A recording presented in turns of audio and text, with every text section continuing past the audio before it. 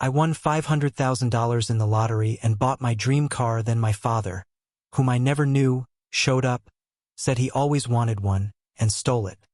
Hey Reddit, I don't even know where to start with this. It's tough to put into words, and honestly, I'm not sure if I'm looking for advice, or if I just need to get it all off my chest. I've been carrying this around for so long, and it's weighing me down. I've never told anyone the full story, not even my closest friends, but I feel like I need to get it out. Maybe writing it down will help me make sense of it. So here goes. Buckle up, because this is a lot. I grew up in one of those small towns where everyone knows everyone's business. But somehow, nobody seemed to know, or care, what was going on inside the walls of my house. Or maybe they knew and just didn't give a damn. I honestly don't know. My parents, God, where do I even begin with them? My dad, Brian, was your textbook angry alcoholic. He was always pissed off about something. Bad day at work? He'd take it out on me. Mom didn't make his favorite dinner? Somehow that was my fault. No matter what I did, it was never enough for him.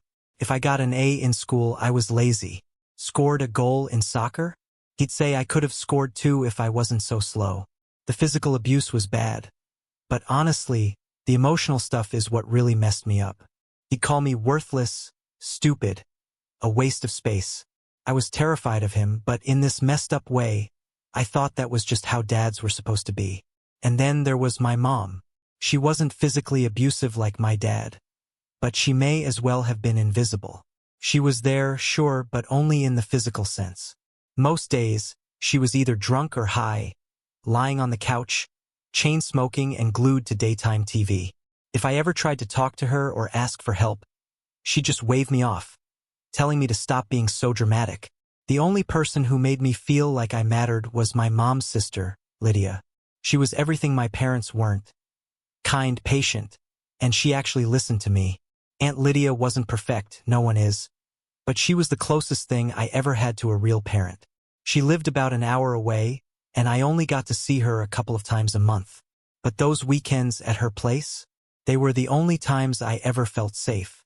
She'd take me out for ice cream, ask about school, and she genuinely cared about what I had to say. I used to dream that if I could just live with her, everything would be okay. But, of course, my parents weren't having any of that. I overheard my dad once tell my mom that Lydia was too soft, and that I needed to toughen up if I was going to make it in this world. They even started limiting how often I could visit her. I felt trapped. We'd still go to Aunt Lydia's on holidays because my parents insisted it was important to keep the family together, as if we were anything close to a real family. School, for me, was this weird mix of being a nightmare and a refuge. On one hand, it got me away from my parents for a few hours, which was a relief. But on the other hand, I didn't fit in at all. I guess it made sense, though. I had no clue how to interact with other kids. I didn't have any friends, and most of the time, I'd just sit in the back of the classroom, praying no one would notice me. I was terrified of the idea of bringing anyone home. The last thing I wanted was for someone to see how messed up my life really was. The bullying started around 5th grade. I was small, quiet, awkward, basically a perfect target. There was one kid, Tyler, who seemed to make it his personal mission to ruin my life. He'd shove me, call me names, and mock the clothes I wore. I'll never forget one day when he tripped me in the hallway, sending my books flying across the floor. As I scrambled to pick them up, he laughed and said, "No wonder your parents hate you." That one hit hard. I don't know how he figured it out, but somehow he knew. And that's when I realized other people probably noticed what was going on at home. But nobody ever said a word, and certainly no one ever tried to help. I think the first time I fully understood just how wrong things were at home, I was about 12. My dad came home one night drunker than usual. I don't even remember what triggered him, but he was on a rampage, throwing things, breaking dishes, screaming at my mom. I stayed holed up in my room, trying to stay invisible, but I could hear every word. Then, all of a sudden, my door flew open, and there he was, standing in the doorway, his eyes wild and bloodshot. "You think you're better than me, don't you?" he slurred, stumbling into the room. I didn't know what to say, so I just froze. He took a step closer, yelling, "Answer me." Then he grabbed me by the collar and yanked me to my feet. I don't, I stammered, completely terrified. That's when he slapped me. Hard. So hard, I saw stars. My vision went blurry, and I could taste blood in my mouth. I remember hitting the floor, my head spinning, and thinking, this is it. He's going to kill me. But he didn't. Instead, he just stood there, breathing heavily, fists clenched, before storming out of the room, slamming the door behind him. I stayed on the floor for what felt like forever, too scared to move. That was the night I started counting down the days until I could leave for good. High school wasn't much better, but at least I learned how to survive. I kept my head down, did my work, and stayed out of trouble. I wasn't the smartest kid, but I was determined. I knew that if I ever wanted to escape that house, I had to get into college. It was the only way out. The bullying never really stopped, but I learned how to handle it. I became an expert at blending into the background, making myself invisible. I didn't bother making friends, and honestly, I didn't care. All that mattered was getting through each day and getting one step closer to leaving. By this point, I started spending more time with Aunt Lydia, who had figured out that things at home were seriously messed up. She tried talking to my mom about it, but of course, that didn't go anywhere. My mom just brushed her off, saying I was too sensitive and that I needed to toughen up. But Lydia wasn't buying any of it. She started inviting me over more often, giving me books to read, and encouraging me to think about college. She'd tell me I was smart, that if I worked hard enough, I could get out of there. She was the first person who made me believe that maybe I wasn't as worthless as my dad said I was. When I finally got accepted into a decent university, I couldn't believe it. I remember holding that acceptance letter in my hands, just staring at it, trying to wrap my head around what it meant. I had done it. I was getting out. Of course, my parents couldn't have cared less. My dad barely glanced at the letter before muttering something about how college was a waste of time and money. My mom didn't even acknowledge it. She just lit another cigarette and went back to watching TV. But it didn't matter to me. I was leaving, and that was all I cared about. My first day on campus felt unreal. I didn't know anyone, but for the first time in my life, I wasn't afraid. I felt free, like this massive weight had finally been lifted off my shoulders. Nobody knew about my past, nobody knew about my parents, and for once, I could just be me. I didn't have to worry about getting yelled at or hit.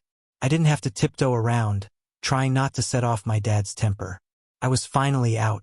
But even though I was physically out of that house, the damage had already been done. I didn't know how to connect with people. I had no idea how to make friends.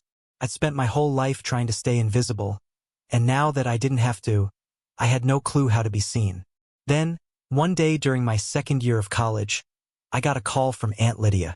I could hear her crying on the other end, something I had never heard before. She told me my dad had been in a car accident. He'd been drinking, of course, and had wrapped his truck around a tree. He was in critical condition. I didn't know how to feel. Part of me was relieved. This was the man who had made my life a living hell for as long as I could remember. But then there was this other part of me. He was still my dad, and no matter how much I hated him, the thought of him dying was hard to process. So I went to the hospital. Not because I wanted to, but because it felt like something I had to do. I didn't want to be there, but I felt like I didn't have a choice. When I got to the hospital, my mom was in the waiting room, chain-smoking like she always did, looking more irritated than anything. She barely glanced at me as I walked in. "He's in surgery," she muttered, eyes glued to her phone. Like this was just another inconvenient moment in her day. I didn't say a word. I just sat down, staring at the grimy floor, trying to make sense of the whirlwind inside me. After what felt like a lifetime, the doctor finally came out. He told us that my dad had survived the surgery but was in a coma. Hey Reddit, it's me again. A while back, I posted about my nightmare of a childhood, how I clawed my way out by going to university, and the wild news about my dad's accident. Well, a lot has happened since then, and I've been meaning to update, but everything's been hitting me so fast. If you thought the last part was bad, buckle up. This next part is even more insane. After my dad's accident, I was stuck in this toxic swirl of emotions. Part relief, part guilt. He was in a coma, and while I knew I should feel something, the truth is I couldn't. All I could think was, maybe now I'm finally free. But sitting in that sterile hospital, watching my mom chain smoke and act like she didn't even know me, something inside me broke. I couldn't take it anymore, the guilt, the fear, the anxiety. I was suffocating and I had to get out. I was done. Later that day, Aunt Lydia showed up. The second she saw me, I just lost it. All the stuff I'd been holding in, the beatings, the insults, every degrading thing my dad had ever said or done. It all poured out.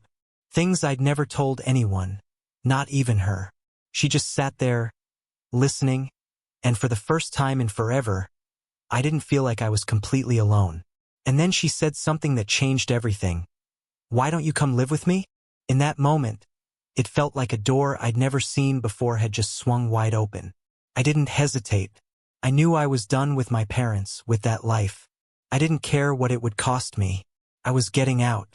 A week later, I packed up what little I had, left a note for my mom, and got in the car with Lydia. We didn't look back. We drove out of that miserable town like we were being chased, and honestly, in some ways it felt like like the ghosts of my past were trying to drag me back. We ended up in a new city, a few states away. Lydia had some savings, and I had a little bit left from my student loans, so we rented a small apartment. It wasn't much, just a rundown one-bedroom in a sketchy part of town. But it was ours. And most importantly, it was far away from my parents. For the first time in my life, I felt like I could actually breathe. But freedom came at a price. I had to drop out of university. It wasn't what I wanted, but I didn't have a choice. I needed money and fast. Lydia and I both started job hunting. It wasn't easy. After a couple of weeks, I finally landed a job as a clerk at a small marketing firm. It wasn't glamorous. Hell, it wasn't even what I wanted to be doing. But it was a start and it kept me going. At first, it was just about survival. Paying the bills, keeping the lights on. But deep down, something else was stirring. But then something unexpected happened. I started getting really good at my job. Turns out, all those years of trying to stay invisible had sharpened my skills at reading people. I figured out how to navigate office politics quickly, and within a few months, I was promoted to junior account manager. Couldn't believe it. For the first time in my life, I wasn't just scraping by. I was actually succeeding. Lydia, meanwhile, had found a job as a teacher's assistant at a local elementary school. She wasn't making a ton of money, but she loved it. Every day, she came home with a smile on her face, telling me about her students. Watching her light up like that made me realize just how much happier she was too. We were both finally living our own lives, free from the toxic hell we had left behind. Things really started falling into place. I kept moving up at work. Within a year, I went from junior account manager to senior. It was surreal. I'd never been good at anything before, and now people were actually noticing me. My boss, Jake, took me under his wing. He was tough but fair, and for the first time, I had a male figure in my life who wasn't tearing me down. I respected him, and he taught me everything he knew about the business. It was around this time that I met her, Natalie. She worked in the same building as me, but for a different company. For months, we'd ride the elevator together in awkward silence, barely acknowledging each other. Then one day, she smiled at me, and something clicked. After that, I started finding excuses to run into her, and eventually, I worked up the nerve to ask her out for coffee. I was terrified. I'd never really dated anyone before. I didn't even know how to have a normal conversation with a girl, let alone ask one out. But somehow it worked. We grabbed coffee, then dinner, and before I knew it, we were spending every free moment together. Natalie was unlike anyone I'd ever met. She was smart, confident, and had this contagious energy that made me want to be around her all the time. We would talk for hours about everything: work, life, our dreams for the future. She had this way of making me feel like I was the only person in the room when she looked at me. It was intoxicating. For the first time in my life, I wasn't just surviving. I was actually living. I had a job I loved, a woman who made me feel like I was worth something, and a future that didn't seem so bleak anymore. Everything was finally looking up. And then, As if life couldn't get any crazier, it did. One Friday night, Natalie and I were at the grocery store, picking up snacks for a movie night. On a whim, I bought a lottery ticket. It was one of those random, why not, moments. We went home, watched the movie, and I completely forgot about the ticket. The next morning, I woke up, groggy and hungover from too much cheap wine, to find Natalie sitting on the edge of the bed, staring at me. I blinked, trying to clear my head, and she just looked at me with wide eyes, holding up the lottery ticket. "Do you know what this is?" she asked, her voice trembling. I had no idea what was about to hit me. She stood frozen, staring at the TV, her mouth hanging open. The winning lottery numbers were right there, and she was clutching the ticket in her trembling hands. "We won," she whispered, her voice shaking like she was afraid to say it too loud. "Oh my God. We actually won." I didn't believe her. How could I? It felt like a cruel joke, like one of those surreal, too-good-to-be-true moments your brain just refuses to accept. But then it hit me. She wasn't kidding. We'd actually hit the jackpot. $1 million. My mind went blank. How do you even process something like that? Just hours before, I was stressing about paying rent and keeping my car from getting repossessed, and suddenly, I was sitting on $1 million. It didn't feel real. It felt like a dream I was going to wake up from at any second. We spent the rest of the day in a complete haze, calling the lottery commission, filling out paperwork, trying to figure out what the hell came next. Winning that much money can be a blessing, but it can just as easily be a curse. I'd heard all the horror stories about people who blew through their winnings and ended up worse off than they started, and I wasn't about to let that happen to us. I did my research and found a financial advisor named Mark. He came highly recommended, and from the moment I met him, I felt like I could trust him with my future. He broke everything down for me, how much would go to taxes, what to invest in, and why having a long-term plan was crucial. After taxes and fees, we were left with about $850,000. It was mind-blowing. Mark helped me set up a smart investment plan. Most of the money went into safe, reliable investments, but he left some room for riskier plays that could pay off big. I also opened a savings account and set up an emergency fund. It felt like stepping into a different universe, one where I didn't have to constantly panic about money. For the first time in my life, I had security. I could breathe without feeling the weight of the world crushing me. But just as I was starting to believe life had finally given me a break, everything came crashing down. A few months after winning the lottery, Natalie and I had the fight that blindsided me. It wasn't just a regular argument, it was like the ground shifted beneath me. We were sitting in the living room, talking about the future, when she dropped a bomb that exploded my world. "I've been thinking," she started, her voice flat, not even meeting my eyes. "Maybe we should take some time apart." I just stared at her, completely blindsided. My stomach dropped. I thought everything was perfect. We had money, we were finally free of all the stress, and I thought we were happy. I thought I was happy. But Natalie told me something I hadn't even considered. She said the money had changed everything. She felt like we were drifting apart, like I had been so wrapped up in my own happiness, in escaping the hell I came from, that I hadn't noticed how distant we'd become. And she was right. I hadn't seen it. I'd been so focused on running away from my past that I hadn't realized Natalie was already slipping away. And now I was about to lose her too. She moved out the next day. I was devastated. It felt like my world was collapsing all over again. But this time, I didn't spiral into the same pit of despair that I used to. I wasn't the same scared kid who had left home all those years ago. I was stronger now, more resilient. I wasn't going to let this break me. After Natalie left, I threw myself into my work with a kind of focus I hadn't known before. I took on more responsibility at the firm, started networking like crazy, and even picked up a side gig consulting for smaller startups. My career was skyrocketing, and for the first time in my life, I felt like I had control over something. I wasn't just surviving anymore, I was thriving. Lydia, who had always been my steady rock, was there through it all. She had been saving up from her job, and together we decided to buy a house. It wasn't anything flashy, just a modest place in a quiet neighborhood, but it was ours. We had built this life together, and even though things hadn't turned out the way I imagined, I was proud of what we'd accomplished. Life still wasn't perfect. The scars from my childhood were still there, and some of them might never fully heal.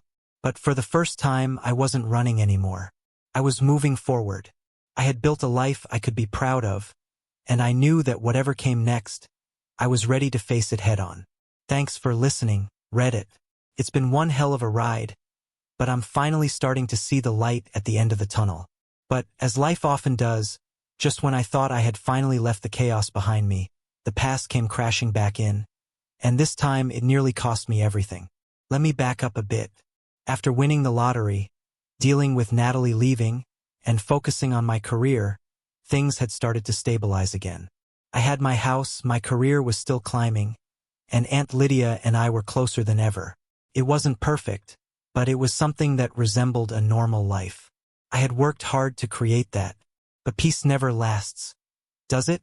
One random Thursday afternoon, I was in the middle of a client meeting when my phone buzzed. I almost ignored it, but something made me glance at the screen. It was an unknown number, but for some reason I felt compelled to answer. "Hello," I said, slightly distracted. "Hey, it's Kyle." The name hit me like a punch to the gut. Kyle, my half-brother, my dad's son from a previous relationship. I barely knew him. We hadn't grown up together, and the few times we'd met had been awkward, strained. He always seemed resentful, like there was some unspoken bitterness between us. We had no real relationship, and honestly, I hadn't thought about him in years. "What do you want?" I asked, feeling my stomach tighten. I hadn't expected this. Not now. Not ever. "I'm in town. We need to talk." There was something in Kyle's voice that immediately set me on edge, but I couldn't put my finger on it. Maybe it was the way he didn't ask, he demanded. I should have said no right then and there, but for reasons I still can't explain, I didn't.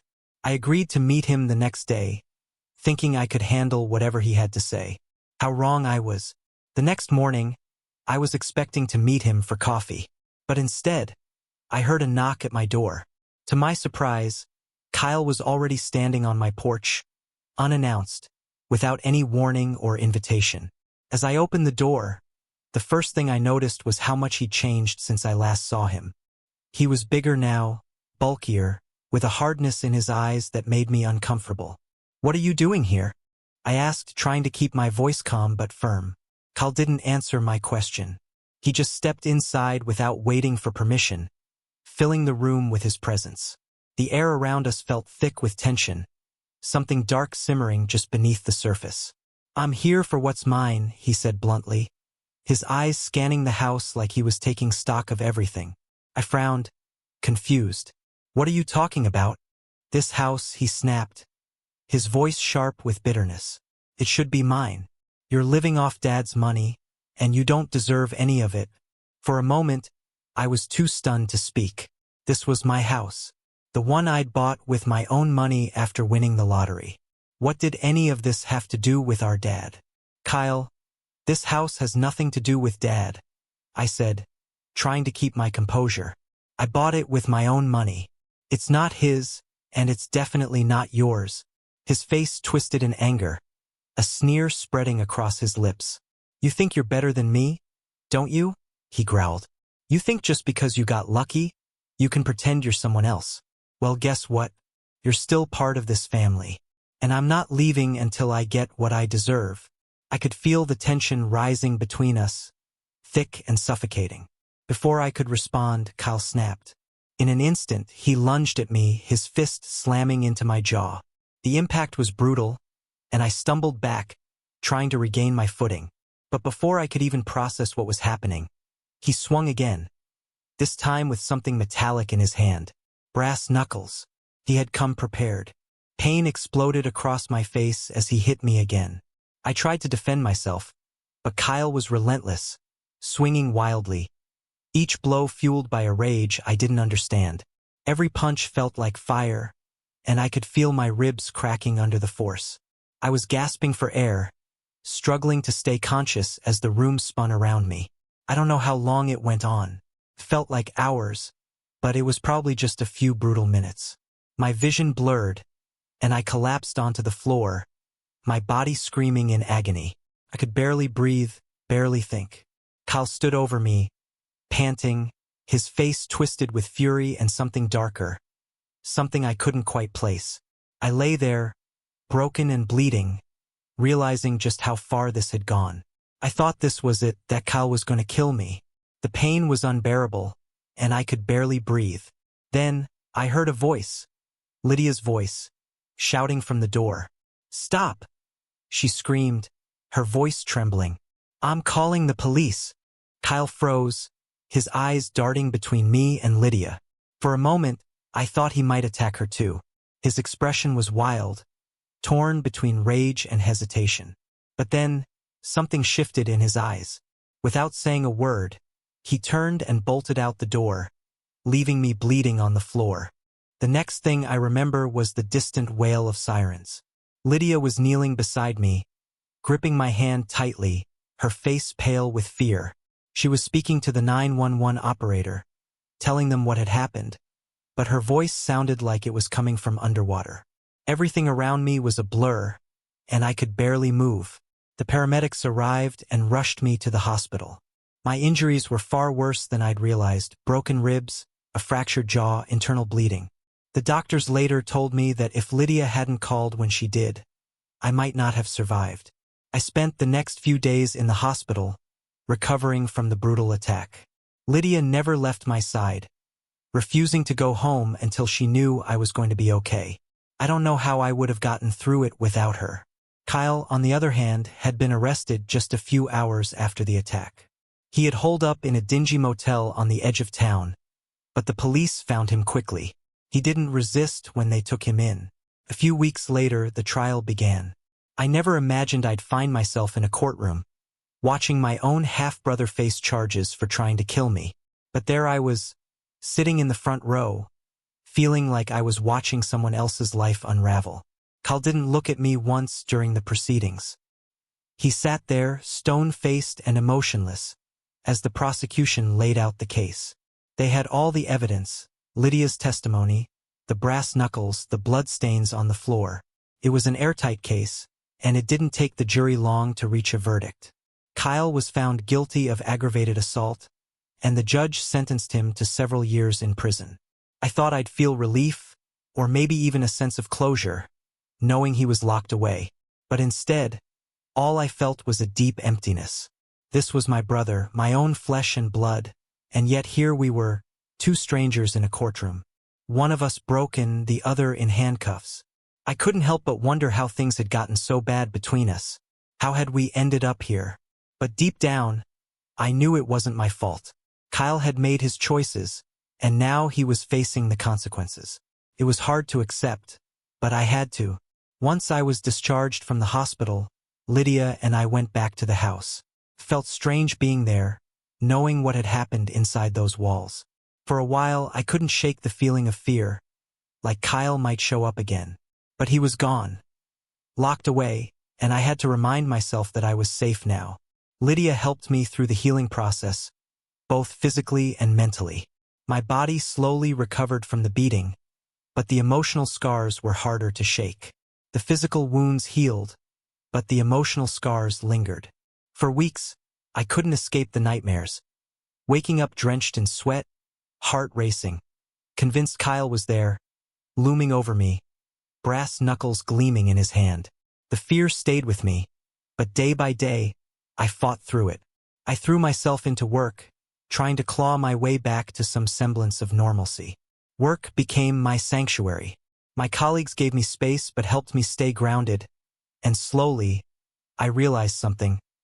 I wasn't alone. Despite everything I'd been through, Lydia was there, solid as ever, and I had people around me who cared.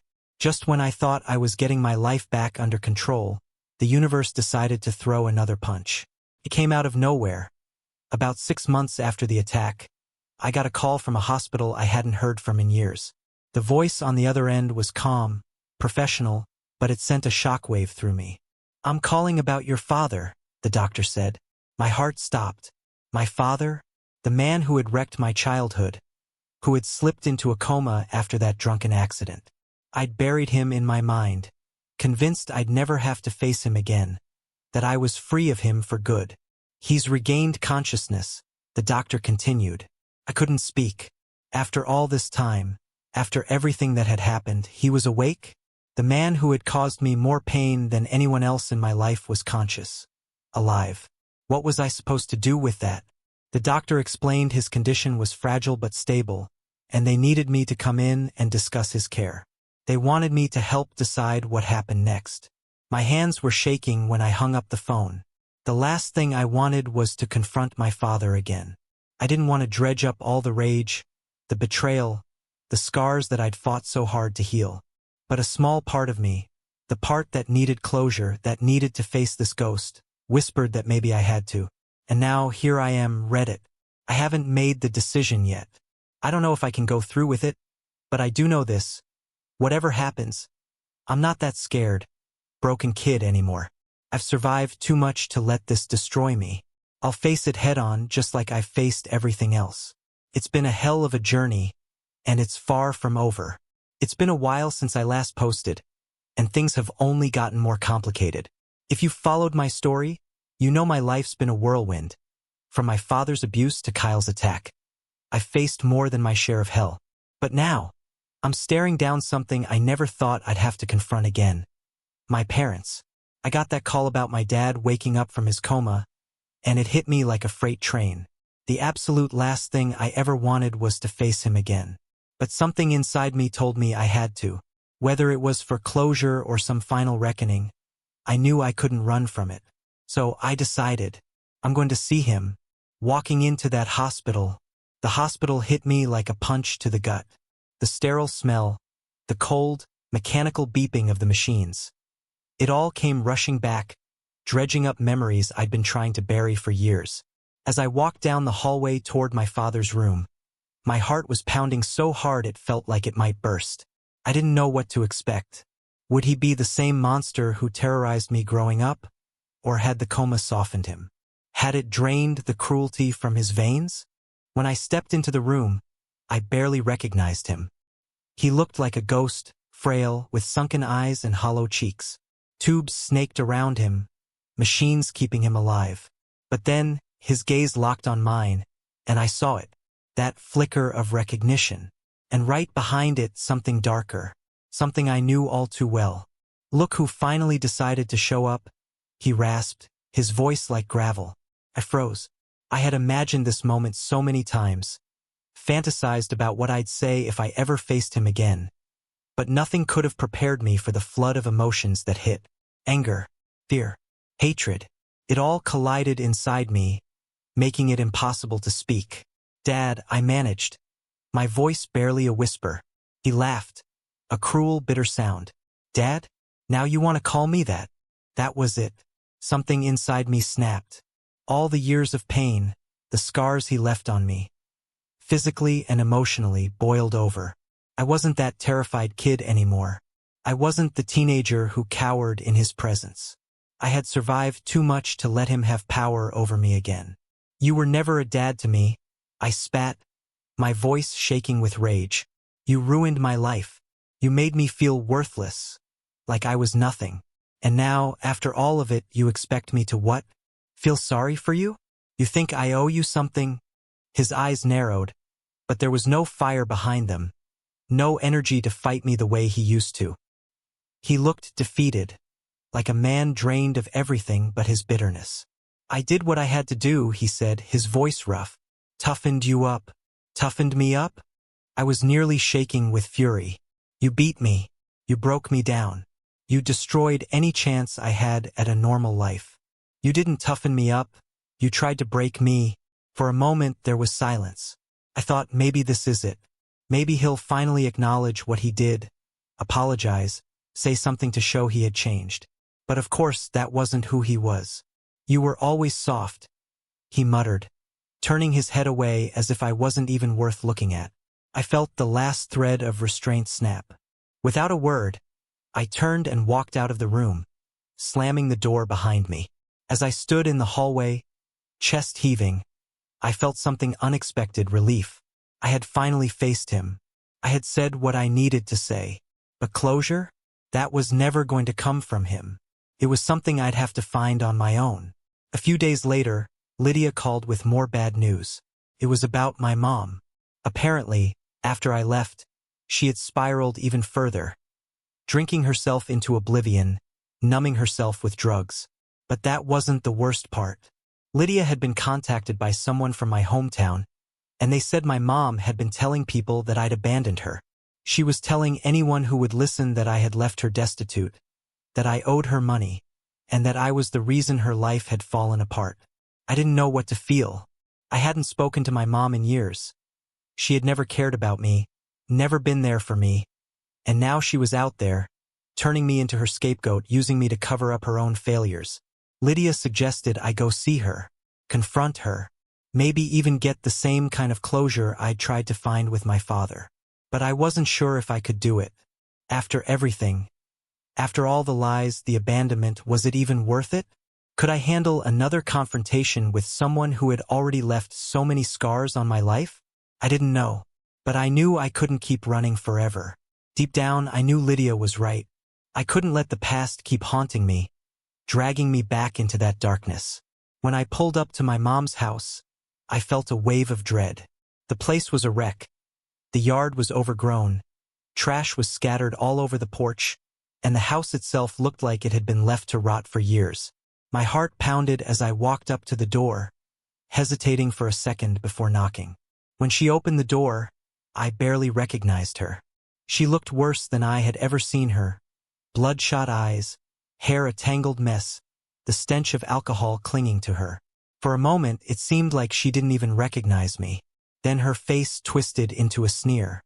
"Oh, look who finally decided to show up," she slurred, leaning heavily against the doorframe. A lump formed in my throat. This was the woman who was supposed to love me, the one who should have protected me from Dad's abuse. But instead, she had turned her back on me, just like she'd turned her back on herself. "I came to talk," I said, my voice shaky but determined. "Talk? What's there to talk about? You ran off with your fancy money and left me here to rot." She spat, her words dripping with venom. The sting of her words cut deep, but I wasn't going to let her guilt trip me anymore. "I didn't leave you. You were never there for me, Mom. You let Dad abuse me, and you did nothing. You can't blame me for the choices you made." She scoffed, swaying unsteadily. "Abuse?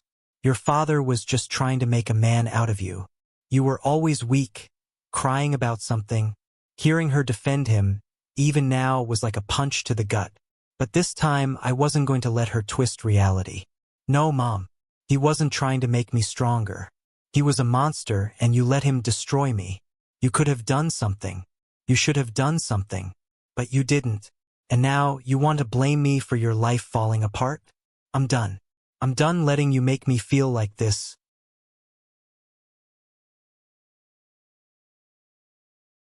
Her eyes narrowed, and for a split second, I thought she might lash out physically, just like Dad used to. But then she laughed. This cold, hollow, bitter laugh. "Go ahead. Walk away like you always do. You're just like your father." That hit me like a slap, but I refused to let her see me break. There was nothing more to say. I turned and walked away, feeling the weight of years of pain, anger, and resentment slowly lifting with each step I took. I had faced both of my parents, and while it wasn't the cathartic release I had imagined, I realized something. I didn't need their approval. I didn't need their love. I was finally free from the stranglehold they had on my life. After confronting both my father and my mother, something inside me shifted. I had spent years letting their actions haunt me, letting the pain they caused define me. But now, I felt something I hadn't in a long time, a sense of peace. They would never change. They would never give me the closure or apologies I'd secretly hoped for. But that didn't matter anymore. I could heal without them. I could move forward. Lydia and I decided to escape for a while, to leave behind all the heaviness that had weighed me down for so long. We rented a small cabin by the coast, a quiet place where we could breathe. We spent our days walking along the shoreline, talking about life, laughing, and finally enjoying the simple things. For the first time in years, I felt free, truly free. I could exhale. I could relax. I could finally live my life without the ghosts of my past dragging me down. Finally, I could breathe, really breathe, without the crushing weight of my past dragging me down. The future, for the first time, felt wide open. I had no idea what was waiting for me, but for once, I wasn't terrified of it. I had been through hell, survived things most people couldn't even imagine, and I had come out stronger, tougher. Whatever came next, I knew I could handle it. That doesn't mean everything is perfect.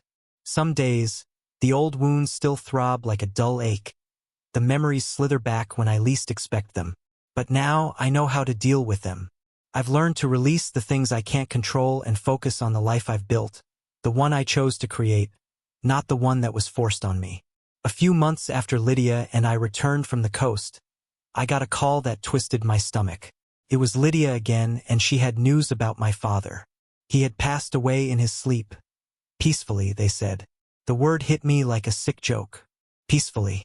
After the storm of violence, cruelty, and chaos he unleashed on my life, he slipped away quietly, without a sound. It didn't feel right. But even then, I couldn't bring myself to care enough to go to the funeral. I didn't need it. I'd already said my goodbye in that hospital room, and that was enough. I had made my peace with him, or as much peace as I ever would. As for my mother, I haven't heard from her since our last encounter. A part of me wonders if she'll ever reach out, but I'm not holding my breath. If she does, I'll face it like I've faced everything else in my life, head-on, unflinching. And if she doesn't, well, that's okay too. I've come to accept that not every family can be healed. Some wounds cut too deep, some people are too broken. And that's something I've had to make peace with. What I've learned through all of this is that it's okay to walk away. It's okay to choose yourself, to carve out your own path and find your own happiness. Because at the end of the day, we aren't defined by the darkness we come from. We're defined by the light we choose to chase, by the future we decide to create. And for the first time in my life, I'm not running from my past. I'm running toward a future I'm no longer afraid of. I'm finally headed in the right direction, and nothing can stop me now.